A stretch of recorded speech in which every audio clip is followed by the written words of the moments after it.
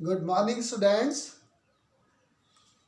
आज हम आपको लीडर और लीडरशिप के बारे में इस सेशन में बताएंगे कि लीडर क्या होता है और लीडरशिप क्या होती है, और characteristics of leader, types of leader और लीडर के अच्छे गुण मतलब attributes of a good leader, और थ्योरीज बताएंगे लीडरशिप की।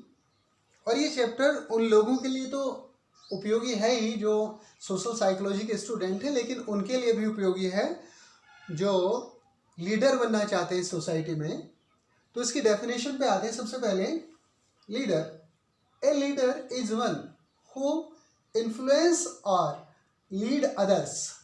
एक नेता वह होता है जो दूसरों को प्रभावित करता है या उनको लीड करता है, उनका नेतृत्व करता है। एक डेफिनेशन और है, a leader shows the way by his own example. He is not a pusher, he pools rather than pushes. ये टैरी की डेफिनेशन है। इसका तात्पर्य है कि एक नेता किसी भी कार्य या उद्देश्य के लिए जो कार्य क्षमता का है वो अपना एग्जाम्पल दूसरों के सामने प्रस्तुत करता है कि मैंने इस तरीके से किया है, और वो कभी लोगों को धक्का नहीं देता, बल्कि अपने रास्ते पर या संगठन के कार्यों को अच्छे ढंग से करने के लिए अपनी तरफ खींचता है। ये इसकी डेफिनेशन हो गई है। अगर हम एनालिसिस करें तो सोसाइटी की प्रत्येक यूनिट, चाहे वो परिवार हो, सरकारी या गैर सरकारी संस्था हो, खेल हो या देश हो या प्रदेश हो, सबके लिए लीडर और लीडरशिप का होना अनिवार्य है। बिना नेता या नेतृत्व के अराजकता फैल जाएगी। मैंने थोड़ा और एनालिसिस किया है कि लीडर या लीडरशिप दो बातों पर मुख्यतः आधारित है। पहला तो है गोल, दूसरा है प्रॉब्लम। अगर ये चीज ना हो तो लीडर और लीडरशिप की जरूरत ही नहीं होगी।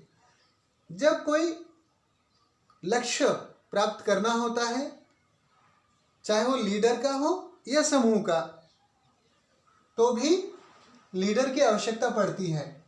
या कोई समूह के सामने या लीडर के सामने कोई समस्या आ जाती है, तब भी लीडरशिप होती है, तब भी लीडर की आवश्यकता पड़ती है। अब ये कैसे बनते हैं कि जहाँ पर प्रॉफिट ज़्यादा होता है, फायदा ज़्यादा होता है, वहाँ पर नेता खुद बनने की प्रयास करते हैं खुद, और जहाँ पर प्रॉब्लम्स ज़्यादा होती हैं वहाँ नेताओं को दूसरे लोग बनाते हैं। ये दो बातें समझने की हैं। अब आगे आते हैं हम कैरेक्टरिस्टिक्स ऑफ लीडर।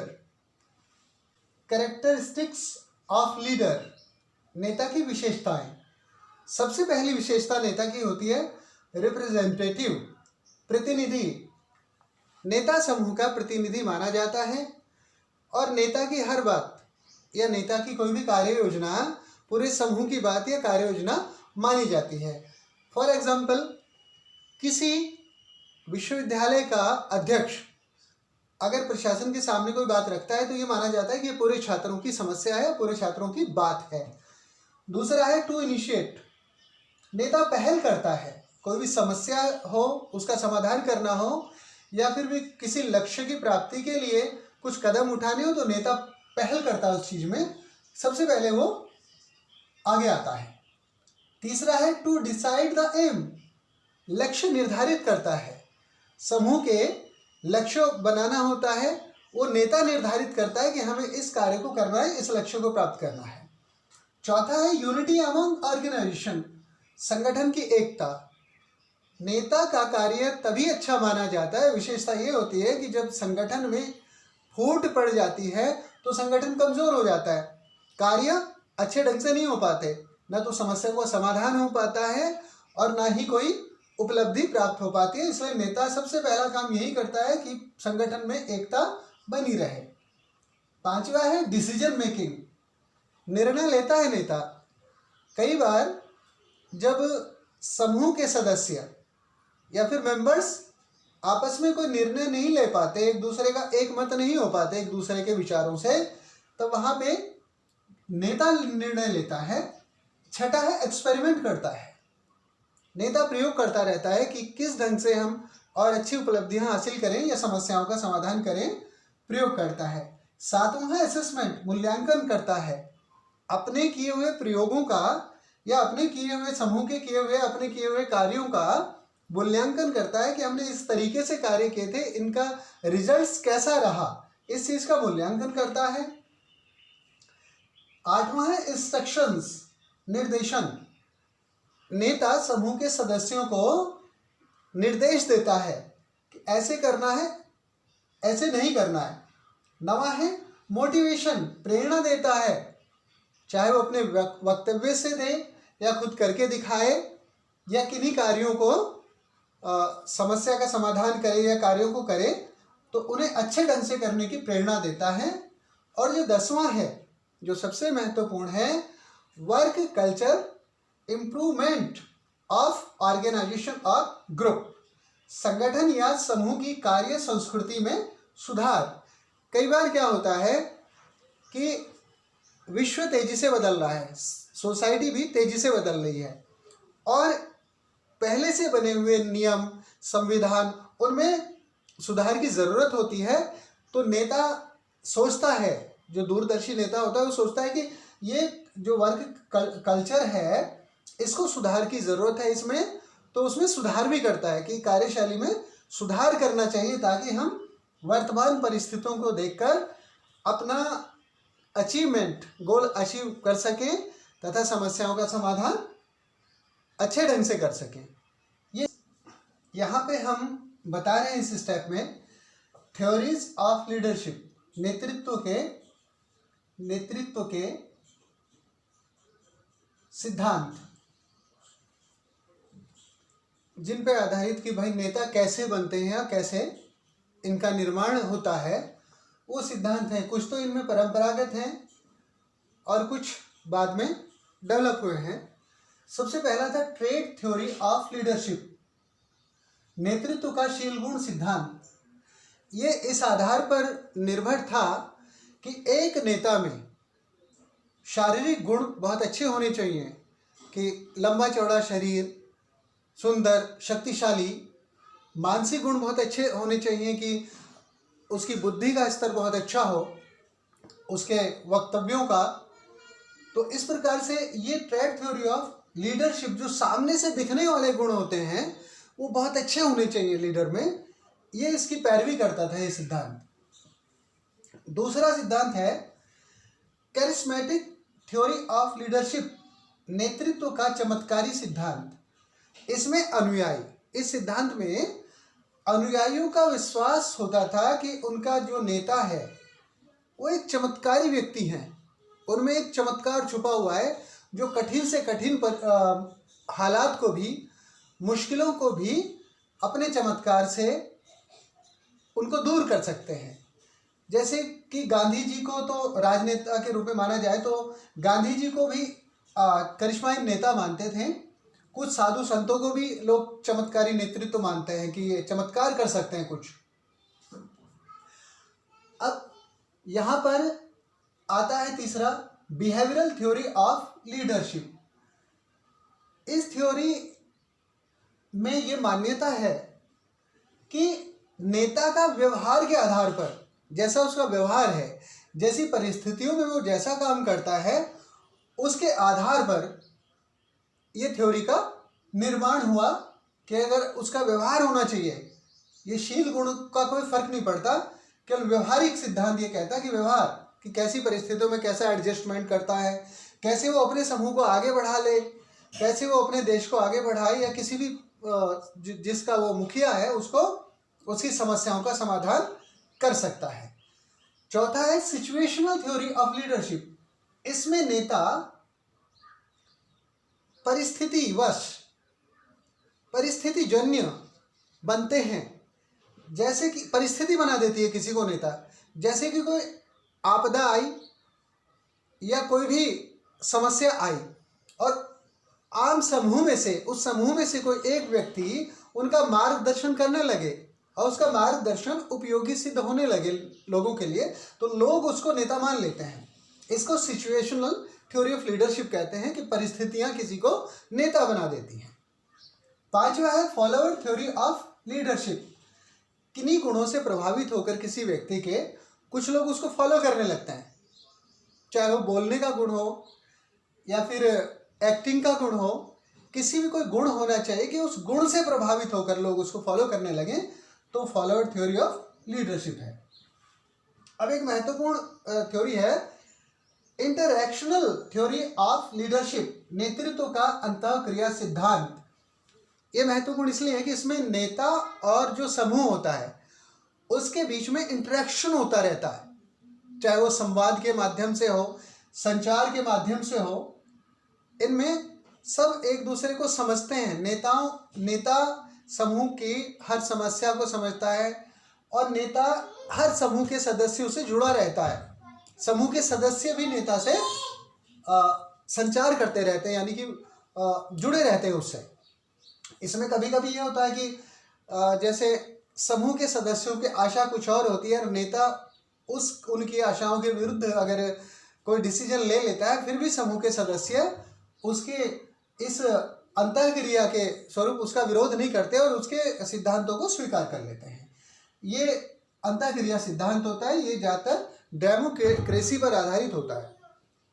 एक नेतृत्व का आकस्मिक सिद्धांत। कुछ लोग कंटिजेंसी और सिचुएशनल को बिल्कुल एक मानते हैं, लेकिन थोड़ा सा अंतर होता है। इसमें नेता पहले से बना रहता है, इसमें मैनेजमेंट है कि कोई आकस्मिक रूप से कोई किसी समूह में कोई समस्या आ गई, तो जो नेता होता है वो समस्या का समाधान ढूंढता है। फॉर एग्जांपल, एक इंस्टीट्यूट में कंप्यूटर्स पे काम होता है और कंप्यूटर्स खराब हो जाते हैं, तो जो लीडर होगा वो क्या करेगा, पहले तो ढूंढेगा कंप्यूटर एक्सपर्ट को कि कंप्यूटर सुधारने हैं। पहले तो ढूंढने में उसकी समय बर्बाद होगा, फिर ढूंढ लेगा, फिर वो सुधरवा लेगा। लेकिन अगली बार अगर समस्या आगे रिपीट हो गई तो वो सीधे कंप्यूटर वाले से कांटेक्ट करेगा। तो ये थोड़ा सा अलग है उससे कि ये मैनेजमेंट पर आधारित है कि समस्याओं का कैसे मैनेजमेंट करना है। अब एक मैंने ये 8वां सिद्धांत जो बुक्स में शायद नहीं मिलेगा, मैंने अपनी तरफ से जोड़ा है, इकोनॉमी थ्योरी ऑफ लीडरशिप, नेतृत्व का आर्थिकी सिद्धांत। प्रायः इस चीज पे हम ध्यान नहीं दे पाते हैं कि जिसकी आर्थिक स्थिति बहुत अच्छी होती है वो भी, चाहे वो राजनीति में हो या वो समाज में हो या इकोनॉमिक्स में हो, वो आगे नेता बन जाता है। जैसे बिजनेस में आजकल जो है अंबानी ब्रदर्स जो है नेता हैं, और ये राजनेता में भी जिसके पास ज़्यादा पैसा होता है उसके लिए ज़्यादा संभावनाएं हो जाती हैं। तो आर्थिक स्थिति नेतृत्व पे बहुत ज़्यादा बहुत प्रभावित करती है नेतृत्व को। साधन और संसाधन आसानी से जुटाए जा सकते हैं जिसकी आर्थिक कंडीशन अच्छी होती है। तो ये तो थे नेतृत्व के सिद्धांत। अब चलिए अगले स्टेप पे देखते हैं, टाइप्स ऑफ लीडरशिप। नेतृत्व के प्रकार के विषय में बता रहे हैं, जिनमें पहला होता है डेमोक्रेट, प्रजातांत्रिक। इसमें समूह में सभी की भागीदारी होती है, शक्तियों का विभाजन होता है इसमें, और संविधान, जो संविधान होता है उस समूह का हो, देश का हो, वो सभी के लिए बराबर होता है, चाहे वो अनुयायी हो या वो नेता हो। और इसमें ये इंटरेक्शन होता है लीडर और समूह के बीच में। दूसरा है ऑटोक्रेट, तानाशाह। इसमें सारी शक्तियां लीडर अपने पास रखता है। इसमें संविधान केवल अनुयायियों के लिए होता है, लेकिन लीडर के लिए कोई संविधान नहीं होता। एक और बात होती है इसमें कि जो कहता है, सोचता है, वही संविधान माना जाता है। ये अपने हिसाब से कभी भी संविधान चेंज कर लेते हैं अपने हित के लिए, और सारी शक्तियों को अपने अंदर समेट के रखते हैं ये लोग। तो इसके एग्जाम्पल थे कि जैसे हिटलर, और वर्तमान में कोरिया में है, साउथ कोरिया में किम जोंग उन। तीसरे प्रकार की लीडरशिप होती है ब्यूरोक्रेट, जिसमें प्रशासनिक अधिकारी आते हैं, जिसे IAS IPS अधिकारी आते हैं। इनमें ये शासन का निर्णय ये अपने अधीनस्थों से मनवाते हैं। चौथे होते हैं एक्सपर्ट, किसी भी क्षेत्र के विशेषज्ञ। इसमें भी इनके अनुयायी होते हैं जो इनसे सीखना चाहते हैं, इनको देख के आगे बढ़ना चाहते हैं, वो इनका सम्मान भी करते हैं। तो ये विशेषज्ञ लीडर होते हैं। पांचवा होता है ऑथराइज्ड। ये थोड़ा मैंने एनालिसिस करके लिखा इसको, ऑथराइज्ड, अधिकृत लीडर। ये उस प्रकार के लीडर होते हैं कि किसी प्रतियोगिता परीक्षा और अपनी क्वालिफिकेशन, अपनी एप्टीट्यूड, क्षमताओं के आधार पर, योग्यताओं के आधार पर ये पास करने के बाद में ये लीडर बनते हैं।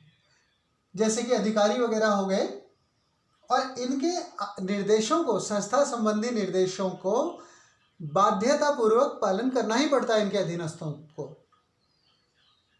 छठे प्रकार के होते हैं वॉलंटरी, बिना किसी विशेष योग्यता के ये स्वयं नेतृत्व करने की इच्छा रखते हैं कि हम समाज के लिए ये करेंगे, हम किसी भी समूह के लिए कुछ करना चाहते हैं, तो ये अपने आप नेता बनने का प्रयास करते हैं। इस प्रकार से attributes of a good leader, एक अच्छे नेता के गुण, इनको आप अपने एग्जाम में अगर आ गया तो आप इनको लिख सकते हैं।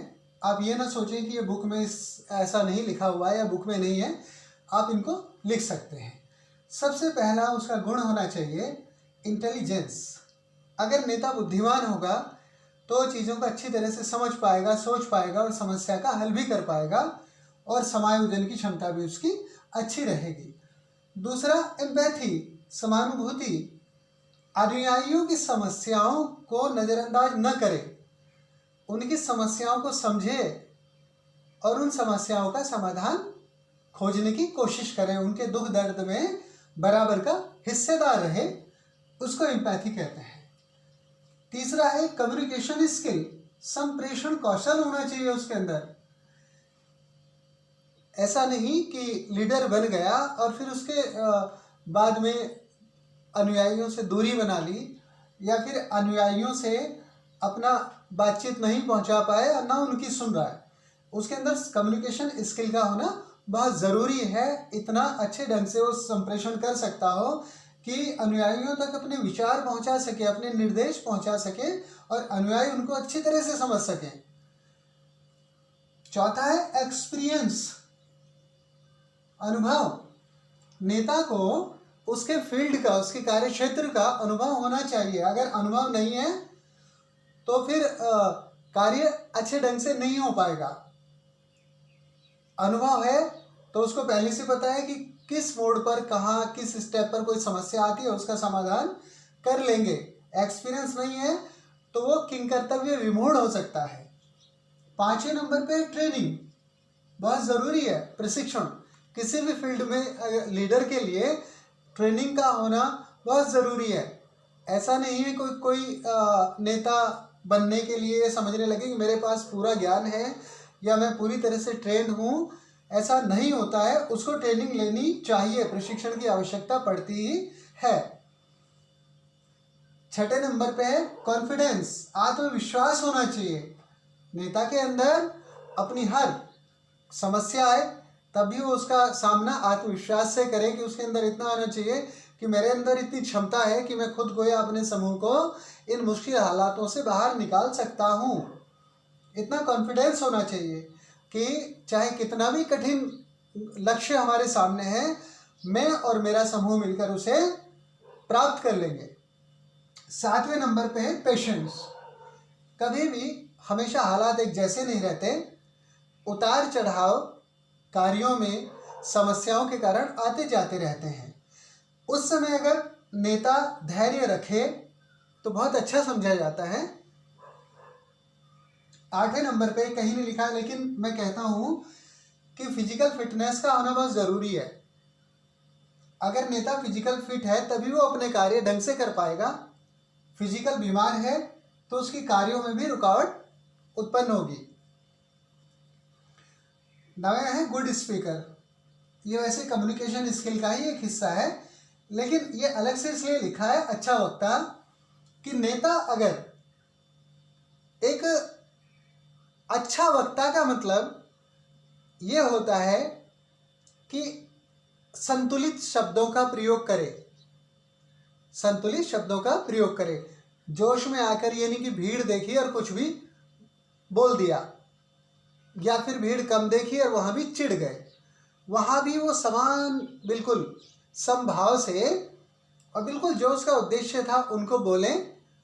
और ये इसको अच्छा वक्ता कि मैं उसमें रखना चाहूँगा श्रेणी में, उसकी बात अनुयायियों तक अच्छे ढंग से पहुँच जाए, ये अच्छा वक्ता होता है।